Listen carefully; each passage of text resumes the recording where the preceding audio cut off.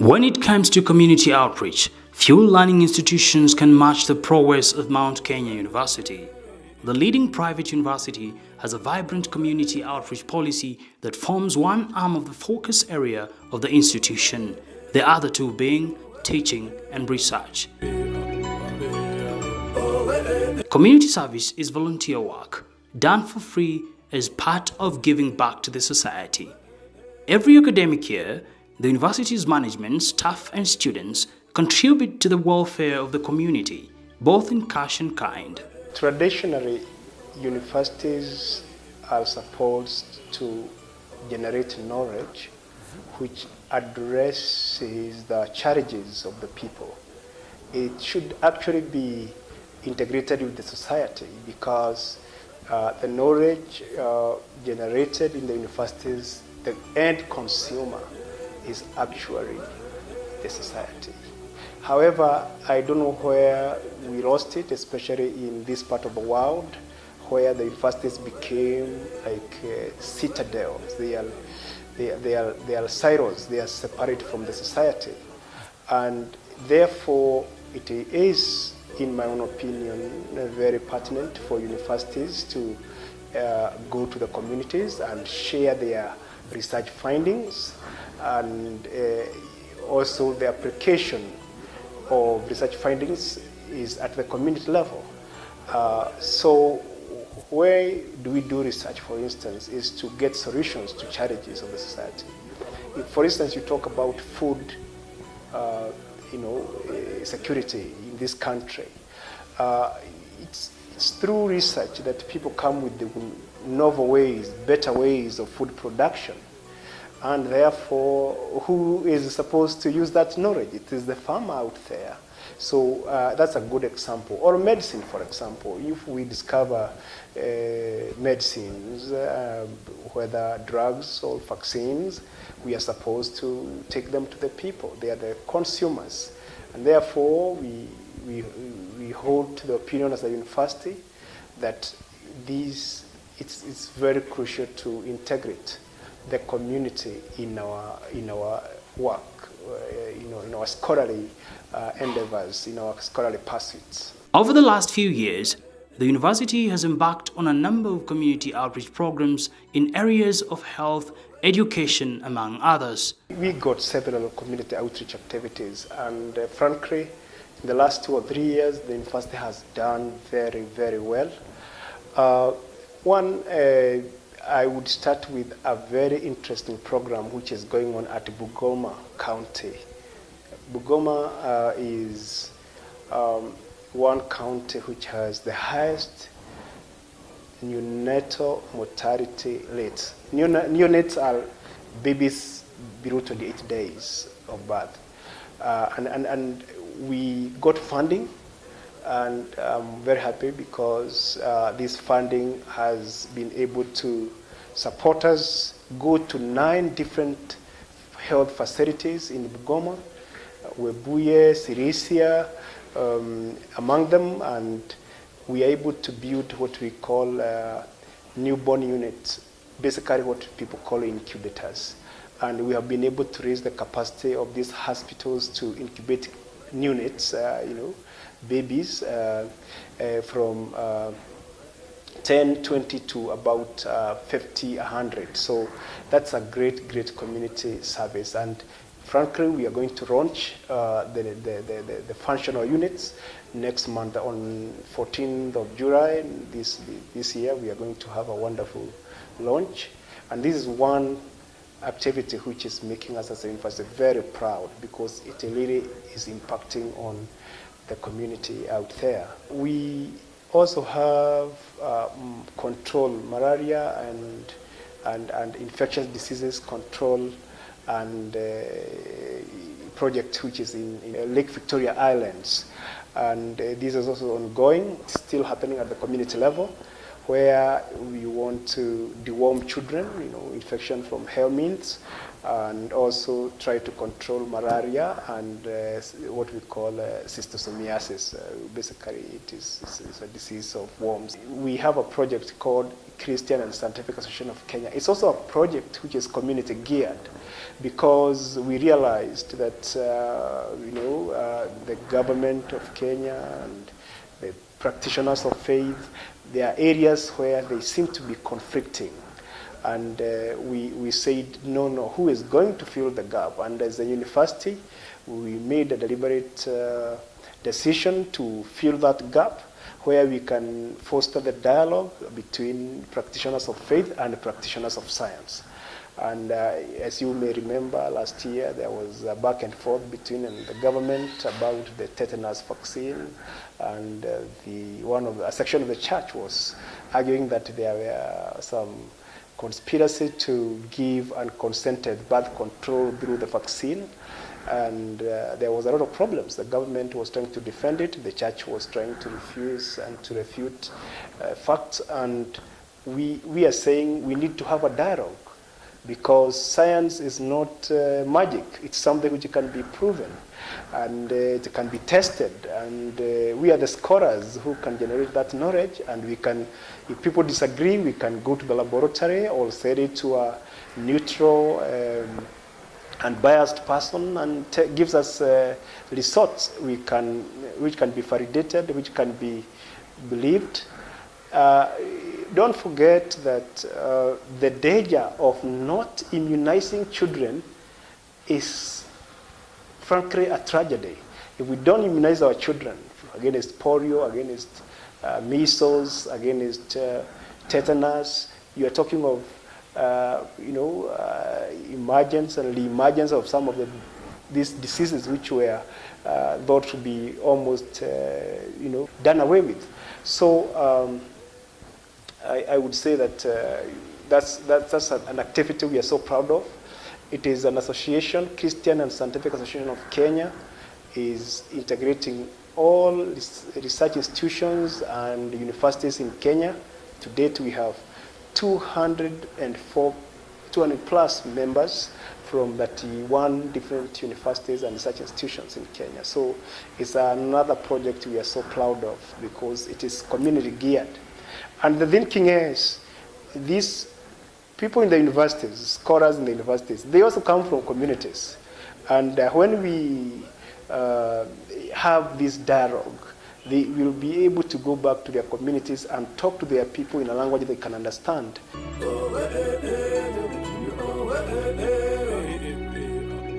Another community outreach program that the university commissioned in 2014 is the General Cargo Funeral Home at the Thika Level 5 Hospital. The 300 million shilling facility was a result of a public-private partnership between Mount Kenya University and the county government of Kiambu. It has a modern embalmment unit, classrooms, and human anatomy laboratory.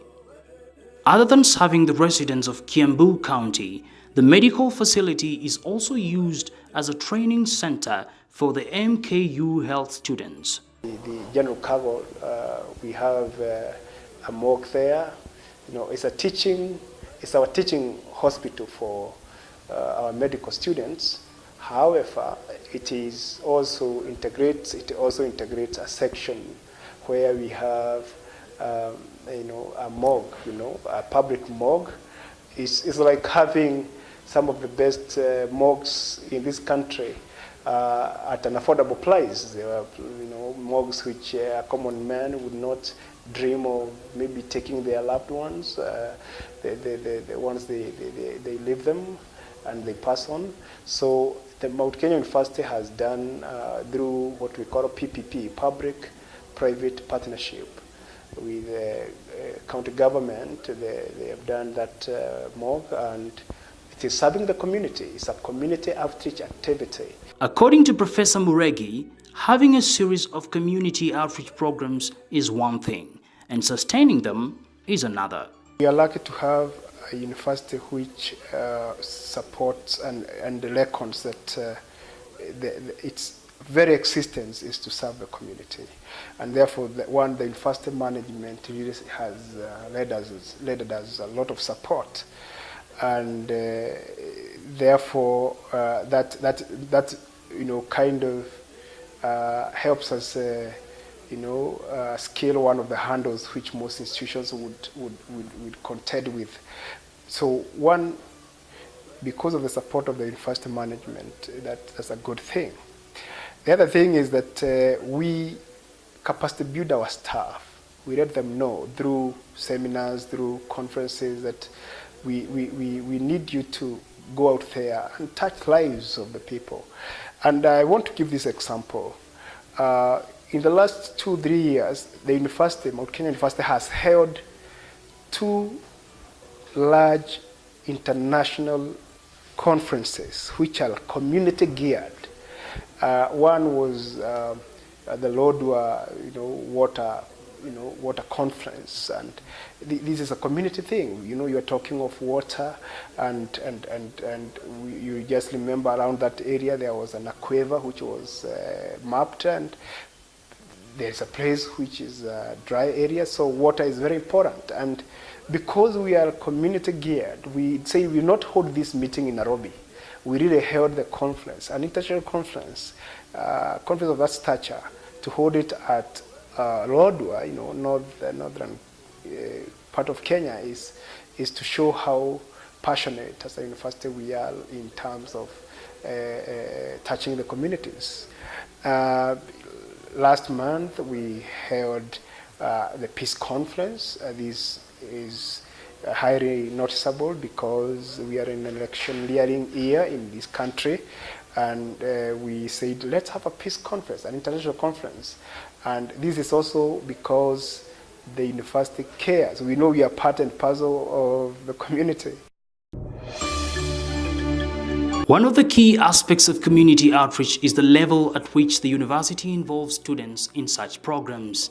I must tell you that when we are writing these proposals, one of the things we include is training aspect, and you think of postgraduate students, So some of the projects we are running, we are training masters and PhD students, because that's the way you build capacity. When I talk of capacity building, it's not necessarily just holding conferences and seminars to empower the existing workforce and human resources in the university, but also to train postgraduate students. Yes, when we go out there, sometimes we are conducting things like medical camps. Daventry, MKU is lucky to be a strong institution in medical and health sciences, and therefore we go with the students. We have pharmacy students, we have medical students, we have medical laboratory sciences students, we have nursing students. So you find that when we are going to the communities is for active engagement, things like medical camps, you'll find us carrying our students. Consequently, students have embraced community service with a passion. At Mount Kenya University's main campus in Thika, the community service spirit is exemplified by a group of students in the College of Education. They dedicate a few hours of their free time every Thursday to teach primary school kids in a nearby school. These are members of the World Eagles Club. Dr. Nancy Chiseto is a senior lecturer in Mount Kenya University's School of Education. She launched the World Eagles Club in July 2016. Her students serve as the club's volunteers and dedicate hours each week to teach various subjects to students in the 6th and 7th grades at Garissa Road Primary School, which resides within one of Kenya's slums, Kiandutu. I'm very happy. My students, whenever they come here, they give me report, and good report about you. Do you promise to continue being good students? Yes. Thank you very much. Through the club, the school children have an opportunity to learn about computers, science, mathematics, English, and life skills from university students. And the World Eagles started coming here. When was that? 2016. 2016. When class what? Who's going to class 6? 7. Yeah. I know it is a club that has really assisted us here. Is it true? Yes. Yeah, because when from when they started coming here, we have seen a lot of great changes. One, behavior-wise. Isn't it true? Yes. Most of you I know, and I have already observed you have really improved. Fights here, they are not as many as they used to be. Knowing very well where you have come from. Is it true? Yes. You come from where? Slums. Like Kiaruti slums. But currently we are changing the name and we are calling our place here what? Diaspora. Very good. Another thing I know, you have really developed yourself. Esteem. Tumeanza kujiamini. You know we have come from very far and we are going where? Far. And they have been teaching us computers. And anybody here who doesn't know how to work with computers now, when they came here, in fact they have given us a computer. We always keep it in the office and we use it when they come here. That is something that is really helping them. Dr. Chiseto, a psychologist, sees value in teaching peer counseling and life skills to prepare the young students psychologically to learn science-based subjects. Looking at the pupils, they exude the longing every child has, a desire for a bright future and inspired dreams. Since the program started in 2012, it has transformed the lives of many pupils.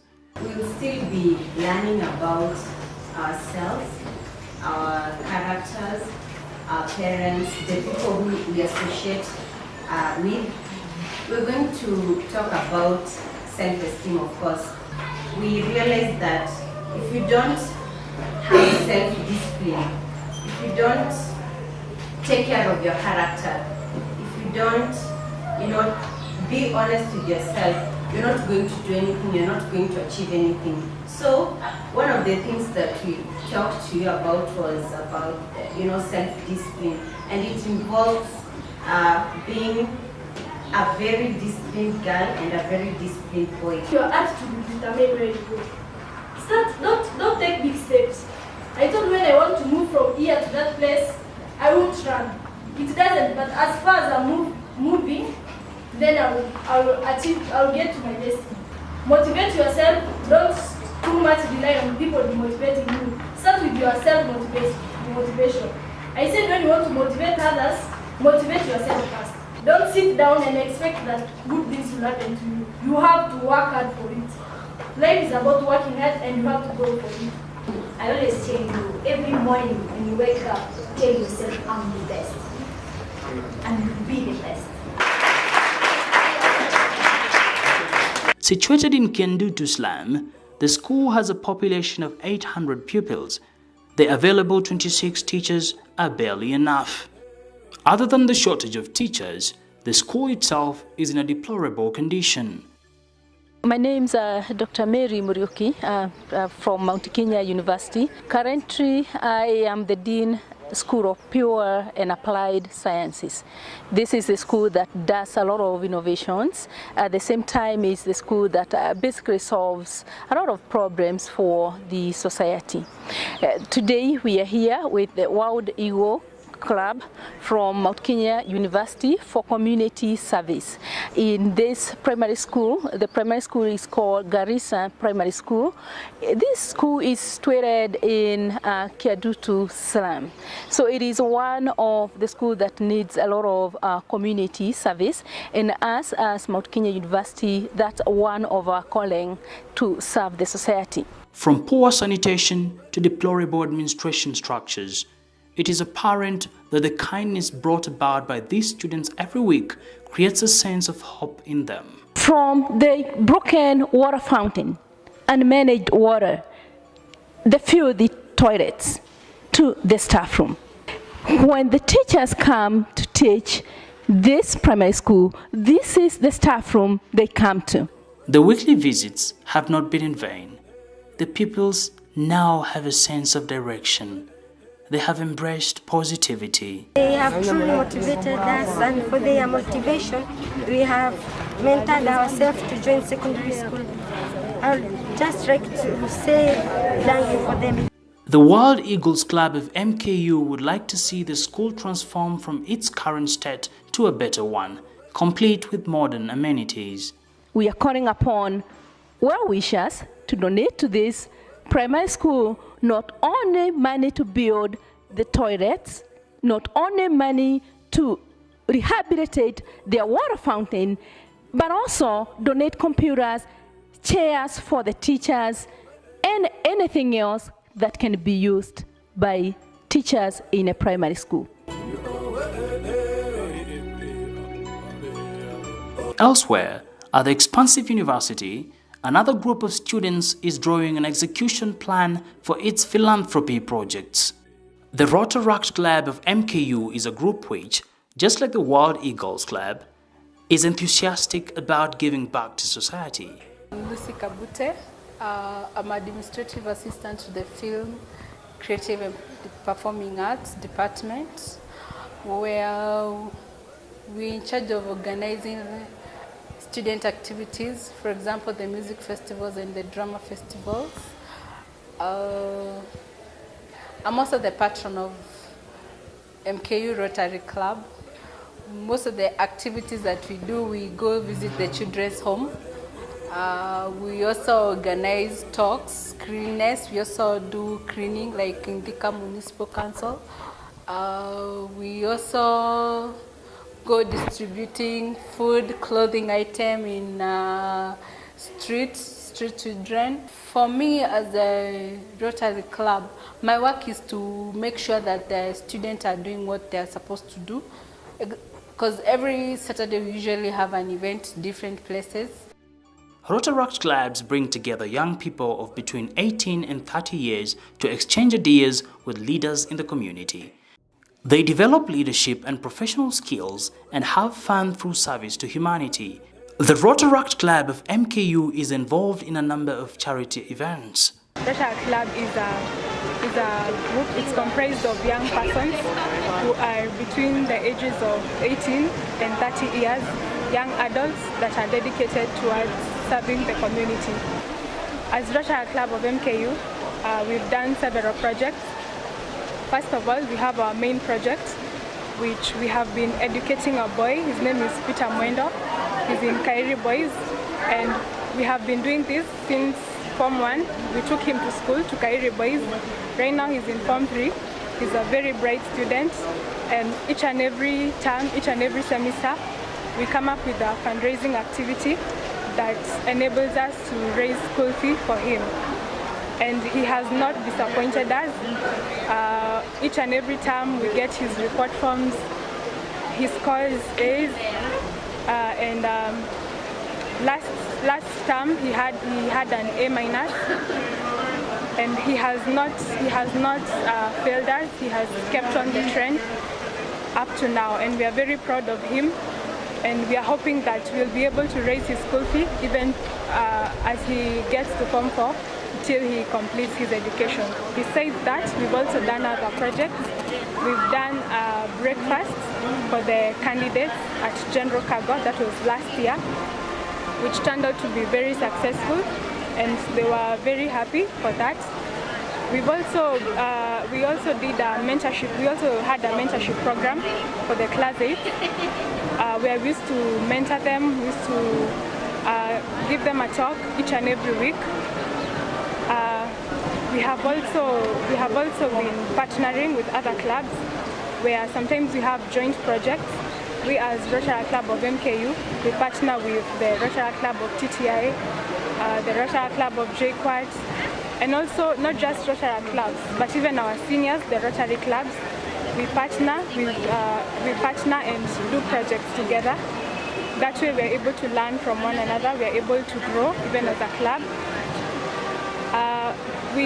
One of the main projects of Rotaract and Rotary is the Sunshine Rally.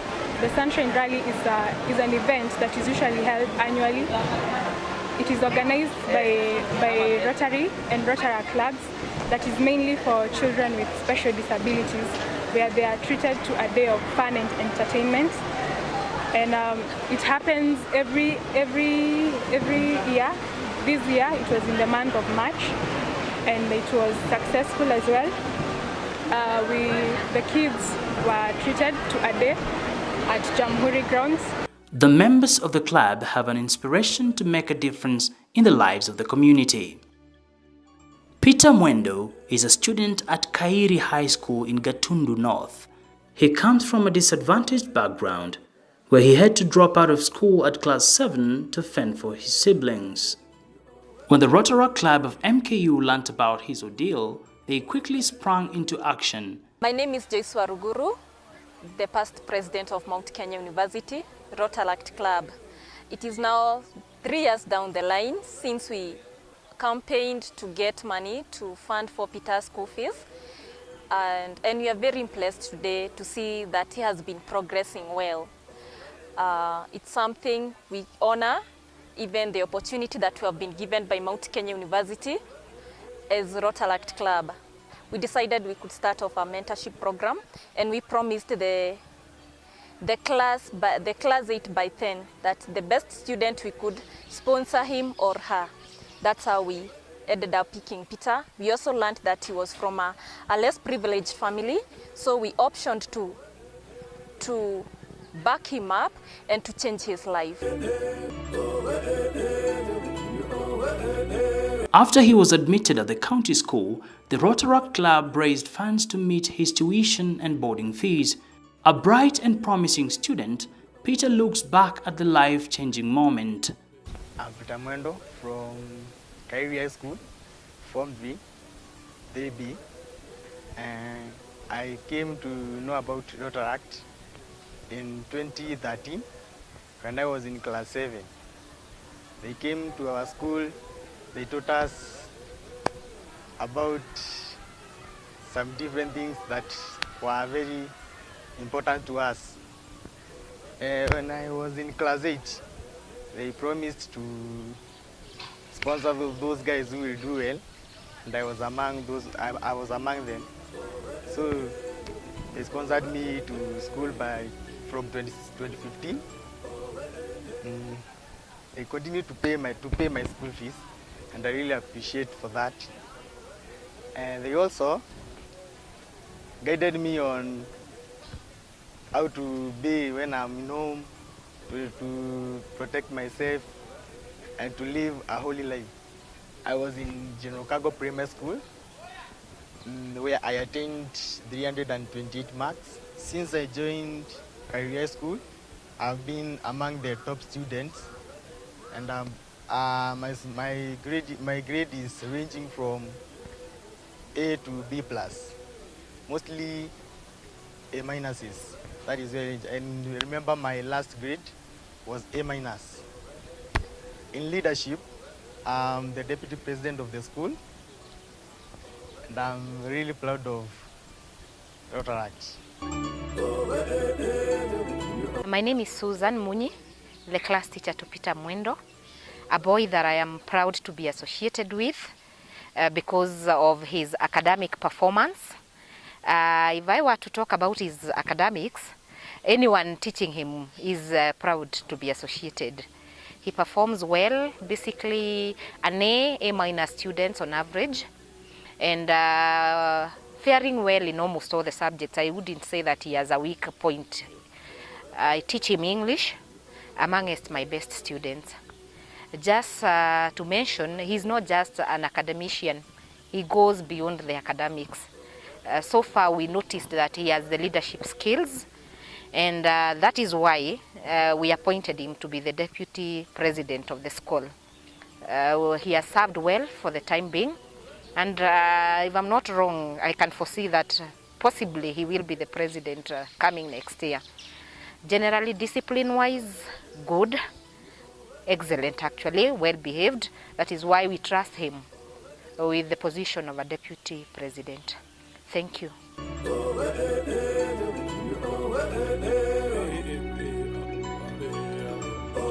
I'm Ian James Mwai, the incoming president, Rotaract Mount Kenya University. And this is not my project. It's a project I met. It's been ongoing.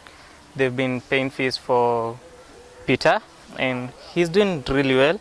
He has scored A's, A-, B+. It's progressive. And in one of his result slips that he gave us, he points out that his target is A, 11.6 points, and we really wish him the best now that he's a Form 3 and he'll be a candidate next year. And I promise I and the incoming board, the new members will still have this as our thing and still find fees for him and ensure he's comfortable. Considering the number of people in society who are less privileged, community outreach efforts can never be enough. This is why the Rotaract Club of MKU partners with other charity organizations towards a given cause. We also join with like Chapati Forum. When they have an event, we join them. The Rotary clubs of around Thika West, Thika Technical, Thika Institute. It is easy to see the passion that drives her. Well, it started when I was very young. It started with my mom. When we were growing up, sometimes I would see her after every Sunday school, she would make sure that we put all the clothes that we are not using and go to a children's home that is just near us, and she would go there, help cooking, help in cleaning. That's how I came to develop a passion in charity work. So I was like, if my mom can do this, why can't I do it? The club recently spread the cheer at a neighboring school, the General Kago Primary School.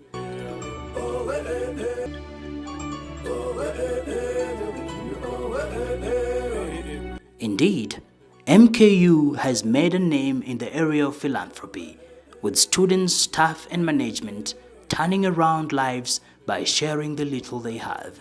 However, philanthropy comes with its own challenges. Nobody would say I have enough money, you know. So funds. Most of the times you want to do so much, you have very limited funds. And even when you have those funds, they have a time frame, you know, they have a timeline, maybe 2-3 years, and it will not be renewed. Like my greatest worry now is after 3 years, these projects are 3 years, the Christian and Scientific Association of Kenya, how am I going to roll it up? Because I wanted to continue perpetually. So the funding aspect is a challenge. You want to do so much, but you can do too little.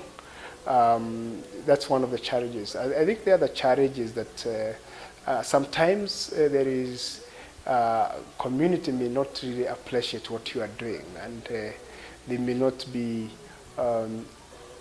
open to accepting your ways of doing things, because they have their own structured, and traditionally they have the way they do things. And also support. Look, we are lucky, for example, the Bugoma project. We have a lot of goodwill from the county government. But it's not unusual sometimes you go to places where people are hostile, they think you are going to politic, or, you know, and these kind of things happen. But I would say that MKU, we are lucky because people accept us. They know that we are more of them and we are community, we are passionate about them, and therefore we have not had such hostility.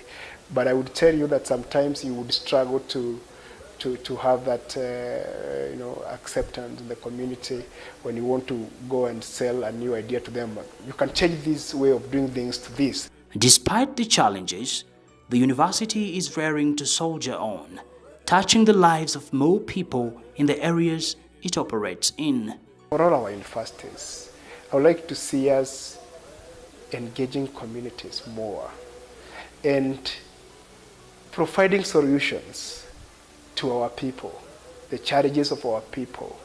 I'd like to see that more and more, because sometimes we are accused as people in sub-Saharan Africa as consumers of knowledge, but not generators. But I am of the opinion that we generate a lot of knowledge, is only that we don't disseminate it to the right people.